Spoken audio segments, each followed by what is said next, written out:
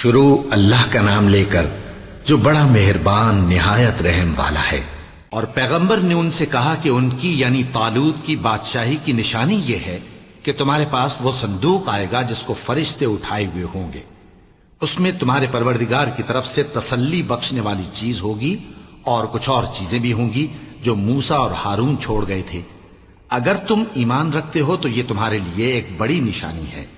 غرض جب طالوت فوجیں لے کر روانہ ہوا تو اس نے ان سے کہا کہ اللہ ایک نہر سے تمہاری آزمائش کرنے والا ہے، جو شخص اس میں سے پانی پی لے گا اس کی نسبت تصور کیا جائے گا کہ وہ میرا نہیں، اور جو نہ پیے گا وہ سمجھا جائے گا کہ میرا ہے۔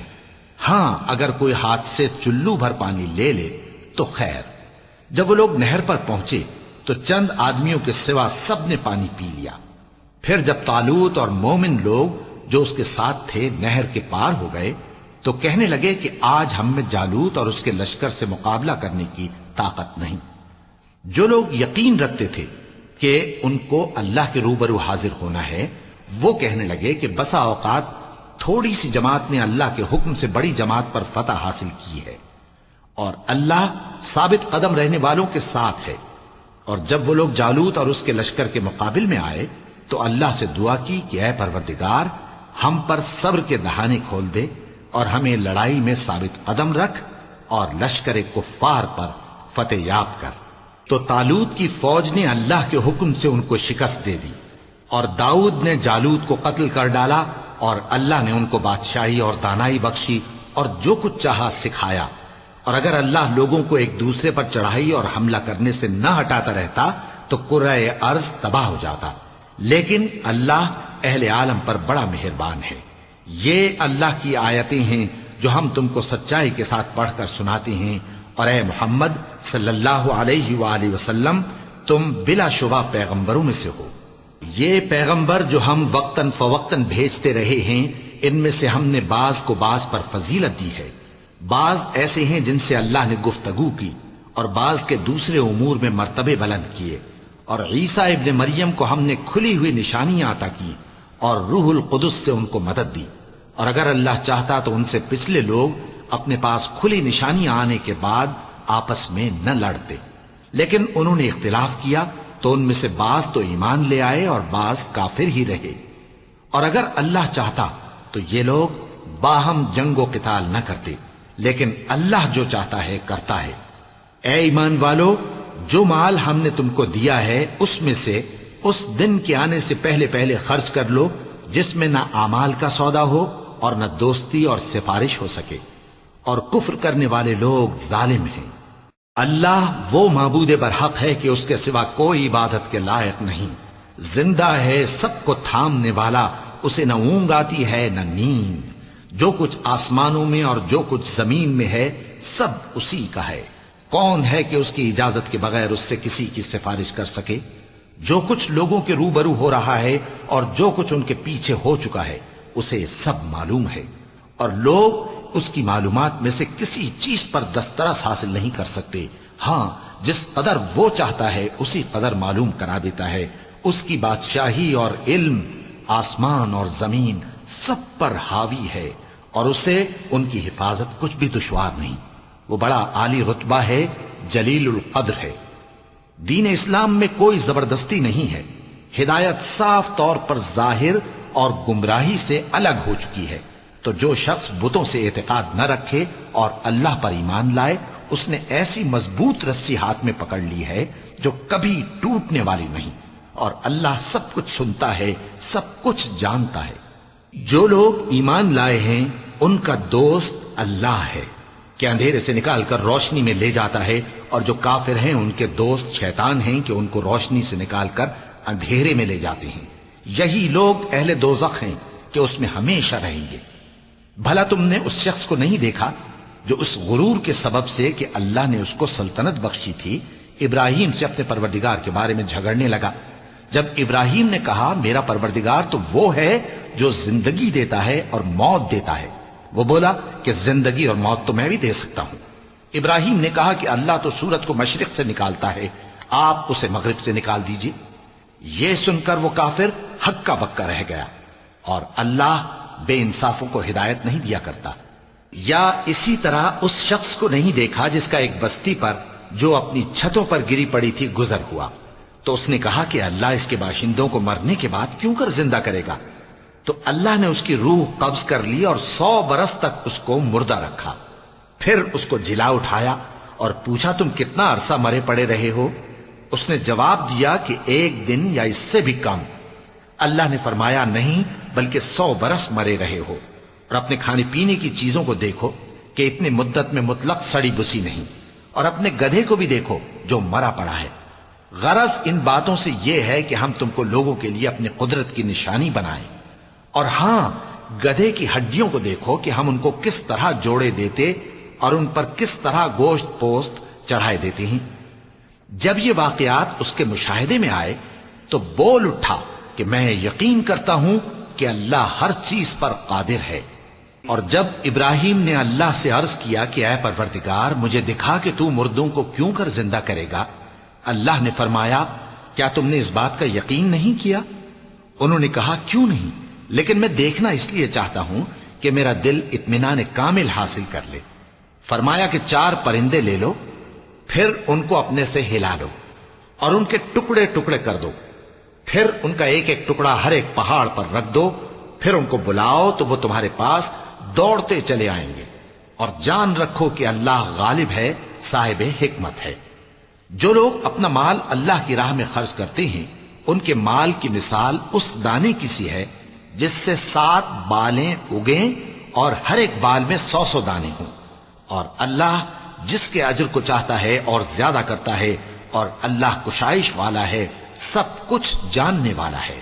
جو لوگ اپنا مال اللہ کے راستے میں صرف کرتے ہیں پھر اس کے بعد نہ اس خرچ کا کسی پر احسان رکھتے ہیں اور نہ کسی کو تکلیف دیتے ہیں، ان کا صلہ ان کے پروردگار کے پاس تیار ہے، اور قیامت کے روز نہ ان کو کچھ خوف ہوگا اور نہ وہ غمگین ہوں گے۔ جس خیرات کے دینے کے بعد لینے والے کو ایذا دی جائے اس سے تو نرم بات کہہ دینی اور درگزر کرنا بہتر ہے، اور اللہ بے نیاز ہے، بردبار ہے۔ مومنوں، اپنے صدقات و خیرات احسان رکھنے اور ایذا دینے سے اس شخص کی طرح برباد نہ کر دینا جو لوگوں کو دکھاوے کے لیے مال خرچ کرتا ہے اور اللہ اور روز آخر پر ایمان نہیں رکھتا، تو اس کے مال کی مثال اس چٹان کی سی ہے جس پر تھوڑی سی مٹی پڑی ہو اور اس پر زور کا مے برس کر اسے صاف کر ڈالے۔ اسی طرح یہ ریاکار لوگ اپنے اعمال کا کچھ بھی صلہ حاصل نہیں کر سکیں گے، اور اللہ ایسے ناشکروں کو ہدایت نہیں دیا کرتا۔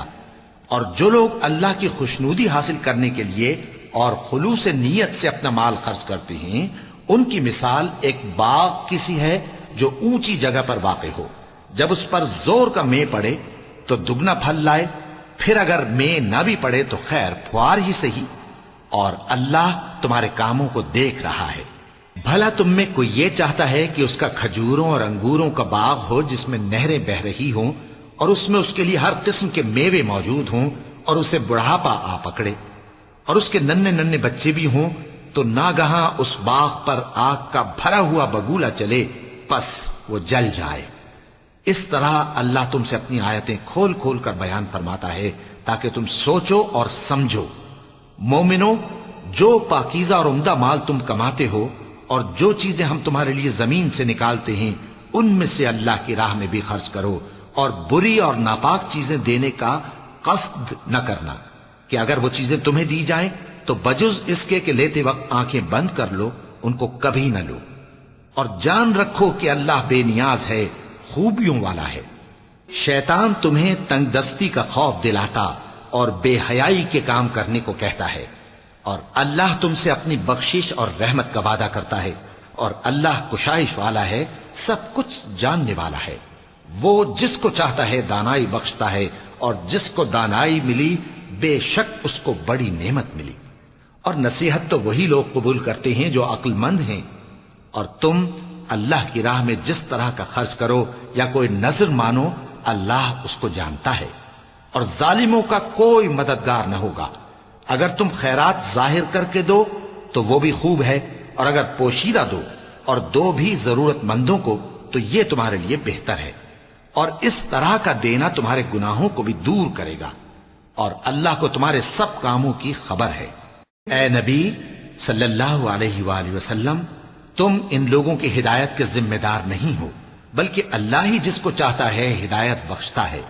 اور مومنو، تم جو مال خرچ کرو گے تو اس کا فائدہ تم ہی کو ہے، اور تم تو جو خرچ کرو گے اللہ کی خوشنودی کے لیے کرو گے، اور جو مال تم خرچ کرو گے وہ تمہیں پورا پورا دے دیا جائے گا اور تمہارا کچھ نقصان نہیں کیا جائے گا۔ اور ہاں، تم جو خرچ کرو گے تو ان حاجت مندوں کے لیے جو اللہ کی راہ میں رکے بیٹھے ہیں اور ملک میں کسی طرف جانے کی طاقت نہیں رکھتے اور مانگنے سے آر رکھتے ہیں، یہاں تک کہ نہ مانگنے کی وجہ سے ناواقف شخص ان کو تونگر خیال کرتا ہے، اور تم قیافے سے ان کو صاف پہچان لو کہ حاجت مند ہیں، اور شرم کے سبب لوگوں سے منہ پھوڑ کر اور لپٹ کر نہیں مانگ سکتے۔ اور تم جو مال خرچ کرو گے کچھ شک نہیں کہ اللہ اس کو جانتا ہے۔ جو لوگ اپنا مال رات اور دن اور پوشیدہ اور ظاہر اللہ کی راہ میں خرچ کرتے رہتے ہیں، ان کا صلہ ان کے پروردگار کے پاس ہے، اور ان کو قیامت کے دن نہ کسی طرح کا خوف ہوگا اور نہ غم۔ جو لوگ سود کھاتے ہیں وہ قبروں سے اس طرح حواس باختہ اٹھیں گے جیسے کسی کو جن نے لپٹ کر دیوانہ بنا دیا ہو، یہ اس لیے کہ وہ کہتے ہیں کہ سودا بیچنا بھی تو نفع کے لحاظ سے ویسا ہی ہے جیسے سود لینا، حالانکہ سودے کو اللہ نے حلال کیا ہے اور سود کو حرام۔ تو جس شخص کے پاس اللہ کی نصیحت پہنچی اور وہ سود لینے سے باز آ گیا تو جو پہلے ہو چکا وہ اس کا، اور قیامت میں اس کا معاملہ اللہ کے سپرد۔ اور جو پھر لینے لگا تو ایسے لوگ دوزخی ہیں کہ ہمیشہ دوزخ میں جلتے رہیں گے۔ اللہ سود کو نابود یعنی بے برکت کرتا اور خیرات کی برکت کو بڑھاتا ہے، اور اللہ کسی ناشکر گناہگار کو دوست نہیں رکھتا۔ جو لوگ ایمان لائے اور نیک عمل کرتے اور نماز پڑھتے اور زکوٰۃ دیتے رہے، ان کو ان کے کاموں کا صلہ اللہ کے ہاں ملے گا، اور قیامت کے دن ان کو نہ کچھ خوف ہوگا اور نہ وہ غمناک ہوں گے۔ مومنو، اللہ سے ڈرو، اور اگر ایمان رکھتے ہو تو جتنا سود باقی رہ گیا ہے اس کو چھوڑ دو۔ پھر اگر ایسا نہ کرو گے تو تم اللہ اور اس کے رسول کی طرف سے اعلان جنگ سن لو، اور اگر توبہ کر لو گے اور سود چھوڑ دو گے تو تم کو اپنی اصل رقم لینے کا حق ہے، جس میں نہ اوروں کا نقصان اور نہ تمہارا نقصان۔ اور اگر قرض لینے والا تنگ دست ہو تو اسے کشائش کے حاصل ہونے تک مہلت دو، اور اگر زر قرض بخش دو تو وہ تمہارے لیے زیادہ اچھا ہے، بشرطے کہ سمجھو۔ اور اس دن سے ڈرو جبکہ تم اللہ کے حضور میں لوٹ کر جاؤ گے، اور ہر شخص اپنے اعمال کا پورا پورا بدلہ پائے گا اور کسی کو کچھ نقصان نہ ہوگا۔ مومنو، جب تم آپس میں کسی میعاد معین کے لیے قرض کا معاملہ کرنے لگو تو اس کو لکھ لیا کرو، اور لکھنے والا تم میں کسی کا نقصان نہ کرے بلکہ انصاف سے لکھے۔ نیز لکھنے والا جیسا اللہ نے اسے سکھایا ہے لکھنے سے انکار بھی نہ کرے اور دستاویز لکھ دے۔ اور جو شخص قرض لے وہی دستاویز کا مضمون بول کر لکھوائے، اور اللہ سے کہ اس کا مالک ہے خوف کرے، اور زر قرض میں سے کچھ کم نہ لکھوائے۔ اور اگر قرض لینے والا کم عقل یا ضعیف ہو یا مضمون لکھوانے کی قابلیت نہ رکھتا ہو تو جو اس کا ولی ہو وہ انصاف کے ساتھ مضمون لکھوائے، اور اپنے میں سے 2 مردوں کو ایسے معاملے کے گواہ کر لیا کرو، اور اگر 2 مرد نہ ہوں تو 1 مرد اور 2 عورتیں جن کو تم گواہ پسند کرو کافی ہیں، کہ اگر ان میں سے ایک بھول جائے گی تو دوسری اسے یاد دلا دے گی۔ اور جب گواہ گواہی کے لیے طلب کیے جائیں تو انکار نہ کریں۔ اور قرض تھوڑا ہو یا بہت اس کی دستاویز کے لکھنے لکھانے میں سستی نہ کرنا، یہ بات اللہ کے نزدیک نہایت قرین انصاف ہے، اور شہادت کے لیے بھی یہ بہت درست طریقہ ہے۔ اس سے تم کو کسی طرح کا شک و شبہ بھی نہیں پڑے گا۔ ہاں، اگر سودا دست بدست ہو جو تم آپس میں لیتے دیتے ہو تو اگر ایسے معاملے کے دستاویز نہ لکھو تو تم پر کچھ گناہ نہیں۔ اور جب خرید و فروخت کیا کرو، مثلا زمین جائیداد کی، تو بھی گواہ کر لیا کرو، اور کاتب دستاویز اور گواہ معاملہ کرنے والوں کا کسی طرح کا نقصان نہ کریں۔ اگر تم لوگ ایسا کرو تو یہ تمہارے لیے گناہ کی بات ہے، اور اللہ سے ڈرو اور دیکھو کہ وہ تم کو کیسی مفید باتیں سکھاتا ہے، اور اللہ ہر چیز سے واقف ہے۔ اور اگر تم سفر پر ہو اور دستاویز لکھنے والا نہ مل سکے تو کوئی چیز رہن با قبضہ رکھ کر قرض لے لو، اور اگر تم میں سے کوئی دوسرے کو امین سمجھے یعنی رہن کے بغیر قرض دے دے تو امانت دار کو چاہیے کہ صاحب امانت کی امانت ادا کر دے، اور اللہ سے جو اس کا پروردگار ہے ڈرے، اور دیکھنا شہادت کو مت چھپانا، جو اس کو چھپائے گا وہ دل کا گناہگار ہوگا، اور اللہ تمہارے سب کاموں سے واقف ہے۔ جو کچھ آسمانوں میں اور جو کچھ زمین میں ہے سب اللہ ہی کا ہے۔ تم اپنے دلوں کی بات کو ظاہر کرو گے تو اور چھپاؤ گے تو اللہ تم سے اس کا حساب لے گا، پھر وہ جسے چاہے مغفرت کرے اور جسے چاہے عذاب دے، اور اللہ ہر چیز پر قادر ہے۔ رسول اللہ صلی اللہ علیہ وآلہ وسلم اس کتاب پر جو ان کے پروردگار کی طرف سے ان پر نازل ہوئی ایمان رکھتے ہیں، اور مومن بھی سب اللہ پر اور اس کے فرشتوں پر اور اس کی کتابوں پر اور اس کے پیغمبروں پر ایمان رکھتے ہیں، اور کہتے ہیں کہ ہم اس کے پیغمبروں سے کسی میں کچھ فرق نہیں کرتے، اور وہ اللہ سے عرض کرتے ہیں کہ ہم نے تیرا حکم سنا اور قبول کیا۔ اے پروردگار، ہم تیری بخشش مانگتے ہیں اور تیری ہی طرف لوٹ کر جانا ہے۔ اللہ کسی شخص کو اس کی طاقت سے زیادہ کا ذمہ دار نہیں بناتا۔ اچھے کام کرے گا تو اس کو ان کا فائدہ ملے گا، برے کرے گا تو اسے ان کا نقصان پہنچے گا۔ اے پروردگار، اگر ہم سے بھول یا چوک ہو گئی ہو تو ہم سے مواخذہ نہ کیجو۔ اے پروردگار، ہم پر ایسا بوجھ نہ ڈالیو جیسا تو نے ہم سے پہلے لوگوں پر ڈالا تھا۔ اے پروردگار، جتنا بوجھ اٹھانے کی ہم میں طاقت نہیں اتنا بوجھ ہم پر نہ رکھیو، اور اے پروردگار ہمارے گناہوں سے درگزر کر اور ہمیں بخش دے اور ہم پر رحم فرما، تو ہی ہمارا مددگار ہے، سو ہم کو کافروں پر غالب کر۔ شروع اللہ کا نام لے کر جو بڑا مہربان نہایت رحم والا ہے۔ الف لام میم۔ اللہ جو معبود برحق ہے، اس کے سوا کوئی عبادت کے لائق نہیں، زندہ ہے سب کو تھامنے والا۔ اس نے اے نبی تم پر سچی کتاب نازل کی جو پہلی آسمانی کتابوں کی تصدیق کرتی ہے، اور اسی نے تورات اور انجیل نازل کی تھی۔ یہ دو کتابیں اس نے پہلے نازل کی تھیں لوگوں کی ہدایت کے لیے، اور پھر قرآن جو حق اور باطل کو الگ الگ کر دینے والا ہے نازل کیا۔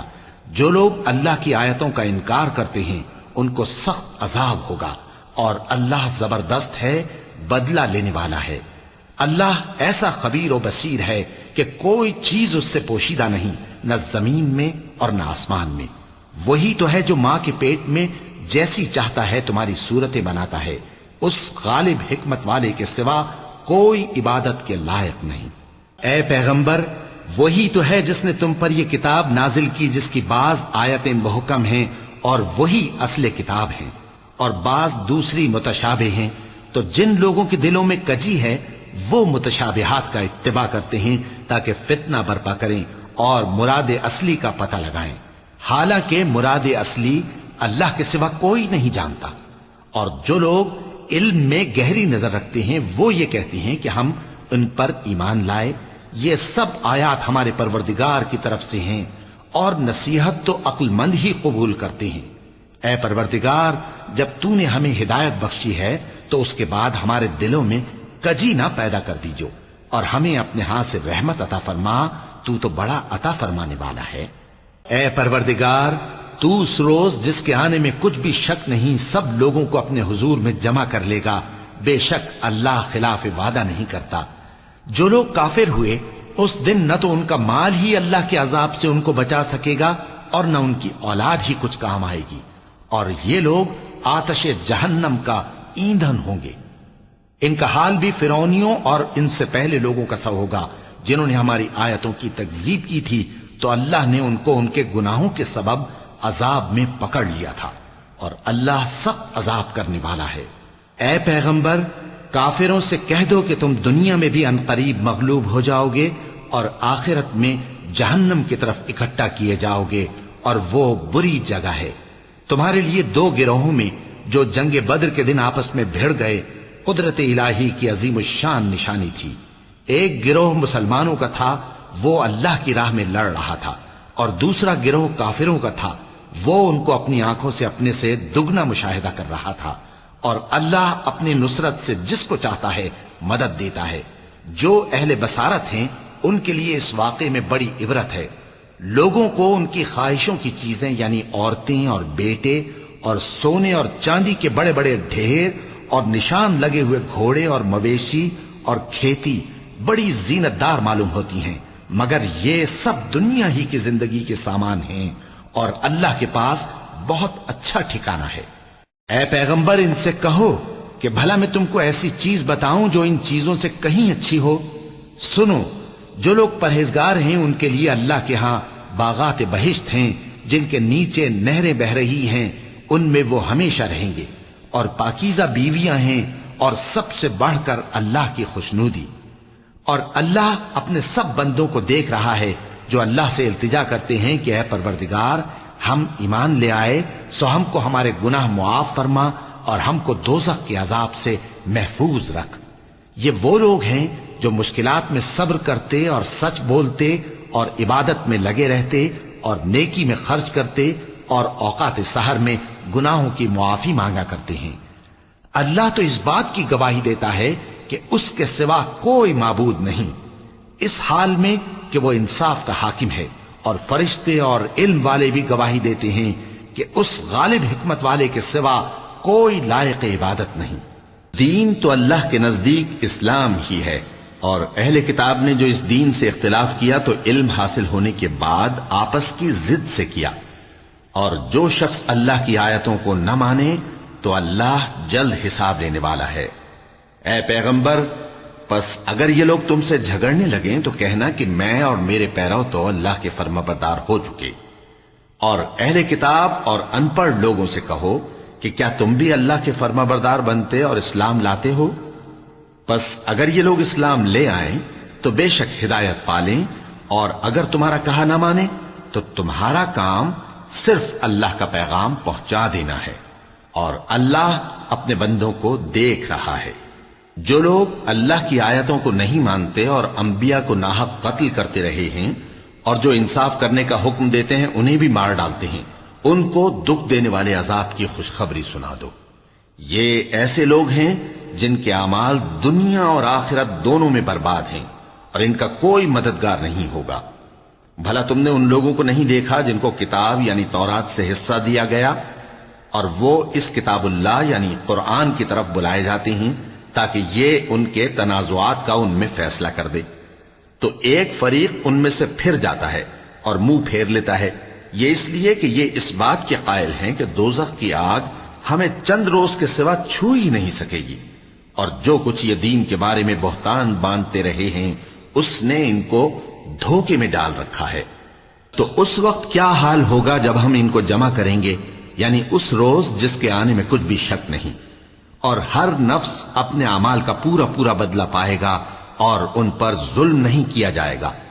کہو کہ اے اللہ، اے بادشاہی کے مالک، تو جس کو چاہے بادشاہی بخشے اور جس سے چاہے بادشاہی چھین لے، اور جس کو چاہے عزت دے اور جسے چاہے ذلیل کرے۔ ہر طرح کی بھلائی تیرے ہی ہاتھ ہے، اور بے شک تو ہر چیز پر قادر ہے۔ تو ہی رات کو دن میں داخل کرتا اور تو ہی دن کو رات میں داخل کرتا ہے، تو ہی بے جان سے جاندار پیدا کرتا ہے اور تو ہی جاندار سے بے جان پیدا کرتا ہے، اور تو ہی جس کو چاہتا ہے بے حساب رزق بخشتا ہے۔ مومنوں کو چاہیے کہ مومنوں کے سوا کافروں کو دوست نہ بنائیں، اور جو ایسا کرے گا اس سے اللہ کا کچھ عہد نہیں۔ ہاں، اگر اس طریق سے تم ان کے شر سے بچاؤ کی صورت پیدا کرو تو مذائقہ نہیں، اور اللہ تم کو اپنے غضب سے ڈراتا ہے، اور اللہ ہی کی طرف تم کو لوٹ کر جانا ہے۔ اے پیغمبر، لوگوں سے کہہ دو کہ کوئی بات تم اپنے دلوں میں مخفی رکھو یا اسے ظاہر کرو، اللہ اس کو جانتا ہے، اور جو کچھ آسمانوں میں اور جو کچھ زمین میں ہے اس کو سب کی خبر ہے، اور وہ ہر چیز پر قادر ہے۔ جس دن ہر شخص اپنی کی ہوئی نیکی کو موجود پا لے گا اور اپنی برائی کو بھی دیکھ لے گا تو آرزو کرے گا کہ اے کاش اس میں اور اس برائی میں دور کی مسافت ہو جاتی، اور اللہ تم کو اپنے غضب سے ڈراتا ہے، اور اللہ اپنے بندوں پر نہایت مہربان ہے۔ اے پیغمبر، لوگوں سے کہہ دو کہ اگر تم اللہ کو دوست رکھتے ہو تو میری پیروی کرو، اللہ بھی تمہیں دوست رکھے گا اور تمہارے گناہ معاف کر دے گا، اور اللہ بخشنے والا ہے، مہربان ہے۔ کہہ دو کہ اللہ اور اس کے رسول کا حکم مانو، پس اگر وہ نہ مانے تو اللہ بھی کافروں کو دوست نہیں رکھتا۔ اللہ نے آدم اور نوح اور خاندان ابراہیم اور خاندان عمران کو تمام جہان کے لوگوں میں سے منتخب فرمایا تھا. ان میں سے بعض بعض کی اولاد تھے، اور اللہ سننے والا ہے، جاننے والا ہے. وہ وقت یاد کرنے کے لائق ہے جب عمران کی بیوی نے کہا کہ اے پروردگار، جو بچہ میرے پیٹ میں ہے میں اس کو تیری نذر کرتی ہوں، اسے دنیا کے کاموں سے آزاد رکھوں گی، تو اسے میری طرف سے قبول فرما، تو تو سننے والا ہے، جاننے والا ہے. پھر جب ان کے ہاں بچہ پیدا ہوا تو کہنے لگی کہ پروردگار، میرے تو لڑکی ہوئی ہے، جبکہ اللہ خوب جانتا تھا جو ان کے ہاں ولادت ہوئی تھی، اور نہ ہوتا لڑکا مانند اس لڑکی کے. اور کہنے لگی میں نے اس کا نام مریم رکھا ہے، اور میں اس کو اور اس کی اولاد کو شیطان مردود سے تیری پناہ میں دیتی ہوں. تو اس کے پروردگار نے اس کو پسندیدگی کے ساتھ قبول فرمایا اور اسے اچھی طرح پرورش کیا، اور زکریا کو اس کا کفیل بنایا. زکریا جب کبھی عبادت گاہ میں اس کے پاس جاتے تو اس کے پاس کھانا پاتے. یہ کیفیت دیکھ کر ایک دن مریم سے پوچھنے لگے کہ مریم، یہ کھانا تمہارے پاس کہاں سے آتا ہے؟ وہ بولی کہ اللہ کے ہاں سے آتا ہے، بے شک اللہ جسے چاہتا ہے بے حساب رزق دیتا ہے. اس وقت زکریا نے اپنے پروردگار کو پکارا، عرض کی کہ پروردگار، مجھے اپنی طرف سے اولاد صالح عطا فرما، تو بے شک دعا سننے والا ہے. چنانچہ وہ ابھی عبادت گاہ میں کھڑے نماز ہی پڑھ رہے تھے کہ فرشتوں نے آواز دی کہ زکریا، اللہ تمہیں یحییٰ کی بشارت دیتا ہے، جو کلمۃ اللہ یعنی عیسیٰ کی تصدیق کریں گے اور سردار ہوں گے اور عورتوں سے رغبت نہ رکھنے والے اور ایک پیغمبر یعنی نیکوکاروں میں ہوں گے. زکریا نے کہا، اے پروردگار، میرے ہاں لڑکا کیوں کر پیدا ہوگا کہ میں تو بڈھا ہو گیا ہوں اور میری بیوی بانجھ ہے. فرمایا اسی طرح اللہ جو چاہتا ہے کرتا ہے. زکریا نے کہا کہ پروردگار، میرے لیے کوئی نشانی مقرر فرما دے. فرمایا تمہاری نشانی یہ ہے کہ تم لوگوں سے 3 دن اشارے کے سوا بات نہ کر سکو گے. تو ان دنوں میں اپنے پروردگار کی کثرت سے یاد اور صبح و شام اس کی تسبیح کرنا. اور جب فرشتوں نے مریم سے کہا کہ مریم، اللہ نے تم کو برگزیدہ کیا ہے اور تمہیں پاک بنایا ہے اور دنیا جہان کی عورتوں میں سے تم کو منتخب کیا ہے، اے مریم اپنے پروردگار کی فرما برداری کرنا اور سجدہ کرنا اور رکوع کرنے والوں کے ساتھ رکوع کرنا. اے نبی، یہ باتیں اخبار غیب میں سے ہیں جو ہم تمہارے پاس بھیجتے ہیں. اور جب وہ لوگ اپنے قلم بطور قرعہ ڈال رہے تھے کہ مریم کا کفیل کون بنے تو تم ان کے پاس نہیں تھے، اور نہ اس وقت ہی ان کے پاس تھے جب وہ آپس میں جھگڑ رہے تھے. وہ وقت بھی یاد کرنے کے لائق ہے جب فرشتوں نے مریم سے کہا کہ مریم، اللہ تم کو اپنی طرف سے ایک کلمے کی بشارت دیتا ہے جس کا نام مسیح اور مشہور عیسیٰ ابن مریم ہوگا، اور جو دنیا اور آخرت میں آبرو مند اور مقربین میں سے ہوگا، اور ماں کی گود میں اور بڑی عمر کا ہو کر دونوں حالتوں میں لوگوں سے یکساں گفتگو کرے گا اور نیکوکاروں میں ہوگا. مریم نے کہا کہ پروردگار، میرے ہاں بچہ کیوں کر ہوگا کہ کسی انسان نے مجھے ہاتھ تک تو لگایا نہیں. فرمایا کہ اللہ اسی طرح جو چاہتا ہے پیدا کرتا ہے. جب وہ کوئی کام کرنا چاہتا ہے تو ارشاد فرما دیتا ہے کہ ہو جا، تو وہ ہو جاتا ہے. اور وہ اسے کتاب و حکمت اور تورات اور انجیل کا علم عطا کرے گا، اور عیسیٰ بنی اسرائیل کی طرف پیغمبر ہو کر جائیں گے اور کہیں گے کہ میں تمہارے پاس تمہارے پروردگار کی طرف سے نشانی لے کر آیا ہوں. وہ یہ کہ تمہارے سامنے مٹی سے پرندے کی صورت بناتا ہوں، پھر اس میں پھونک مارتا ہوں تو وہ اللہ کے حکم سے سچ مچ پرندہ ہو جاتا ہے، اور پیدائشی اندھے اور ابرص کو تندرست کر دیتا ہوں، اور اللہ کے حکم سے مردوں کو زندہ کر دیتا ہوں، اور جو کچھ تم کھا کر آتے ہو اور جو اپنے گھروں میں جمع کر رکھتے ہو سب تم کو بتا دیتا ہوں. اگر تم صاحب ایمان ہو تو ان باتوں میں تمہارے لیے نشانی ہے. اور مجھ سے پہلے جو تورات نازل ہوئی تھی اس کی تصدیق بھی کرتا ہوں، اور میں اس لیے بھی آیا ہوں کہ بعض چیزیں جو تم پر حرام تھیں ان کو تمہارے لیے حلال کر دوں. اور میں تو تمہارے پروردگار کی طرف سے نشانی لے کر آیا ہوں. تو اللہ سے ڈرو اور میرا کہا مانو. کچھ شک نہیں کہ اللہ ہی میرا اور تمہارا پروردگار ہے، تو اسی کی عبادت کرو، یہی سیدھا رستہ ہے. پھر جب عیسیٰ نے ان کی طرف سے انکار و نافرمانی ہی دیکھی تو کہنے لگے کہ کوئی ہے جو اللہ کا طرفدار اور میرا مددگار ہو؟ حواری بولے کہ ہم اللہ کے طرفدار اور آپ کے مددگار ہیں. ہم اللہ پر ایمان لائے اور آپ گواہ رہے کہ ہم فرمانبردار ہیں. اے پروردگار، جو کتاب تو نے نازل فرمائی ہے ہم اس پر ایمان لے آئے اور تیرے پیغمبر کے متبع ہو چکے. تو ہم کو ماننے والوں میں لکھ رکھ، اور وہ یعنی یہود قتل عیسیٰ کے بارے میں ایک چال چلے، اور اللہ نے بھی عیسیٰ کو بچانے کے لیے تدبیر کی، اور اللہ بہترین تدبیر کرنے والا ہے۔ اس وقت اللہ نے فرمایا کہ عیسیٰ، میں تمہاری دنیا میں رہنے کی مدت پوری کر کے تم کو اپنی طرف اٹھا لوں گا اور تمہیں کافروں کی صحبت سے پاک کر دوں گا، اور جو لوگ تمہاری پیروی کریں گے ان کو کافروں پر قیامت تک فائق و غالب رکھوں گا۔ پھر تم سب میرے پاس لوٹ کر آؤ گے تو جن باتوں میں تم اختلاف کرتے رہے اس دن تم میں ان کا فیصلہ کر دوں گا۔ اب جو کافر ہوئے ان کو دنیا اور آخرت دونوں میں سخت عذاب دوں گا، اور ان کا کوئی مددگار نہ ہوگا۔ اور جو لوگ ایمان لائے اور عمل نیک کرتے رہے ان کو اللہ پورا پورا صلہ دے گا، اور اللہ ظالموں کو دوست نہیں رکھتا۔ اے نبی، یہ ہم تم کو اللہ کی آیتیں اور حکمت بھری نصیحتیں پڑھ پڑھ کر سناتے ہیں۔ عیسیٰ کا حال اللہ کے نزدیک آدم کا سا ہے کہ اس نے پہلے مٹی سے ان کو بنایا، پھر فرمایا کہ باشعور انسان ہو جا، تو وہ ویسے ہی ہو گئے۔ یہ بات تمہارے پروردگار کی طرف سے حق ہے، تو تم ہرگز شک کرنے والوں میں نہ ہونا۔